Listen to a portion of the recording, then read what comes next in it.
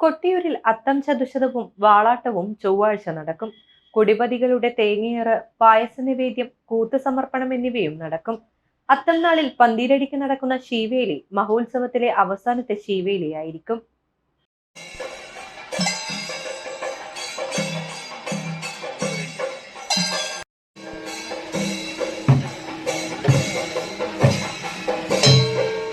കൊട്ടിയൂർ വൈശാഖ മഹോത്സവത്തിന്റെ അത്തം നാളിലെ ചടങ്ങ് ചൊവ്വാഴ്ച നടക്കും.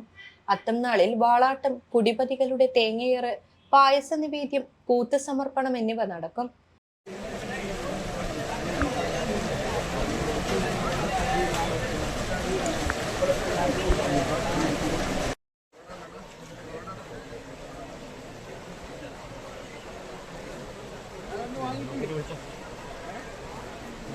അത്തം നാളിൽ പന്തീരടിക്ക് നടക്കുന്ന ശീവേലി മഹോത്സവത്തിലെ അവസാനത്തെ ശീവേലിയായിരിക്കും.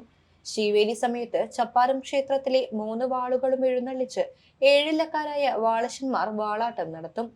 തിടമ്പുകൾ വഹിക്കുന്ന ബ്രാഹ്മണർക്ക് അഭിമുഖമായി നിന്ന് 3 പ്രദക്ഷിണം വയ്ക്കും. തിടമ്പുകളിൽ നിന്നും ദേവചൈതന്യം വാളുകളിലേക്ക് ആവാഹിക്കപ്പെടുമെന്നാണ് വിശ്വാസം.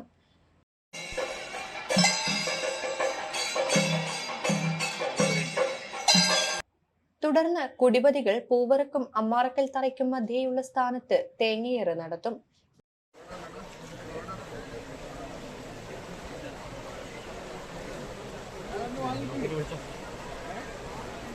നാലാമത് വലിയ വട്ടളം പായസം അത്തംനാളിൽ ഭഗവാന് നിവേദിക്കും. ഈ ദിവസം 1000 കുടം അഭിഷേകവും ഉണ്ടാകും.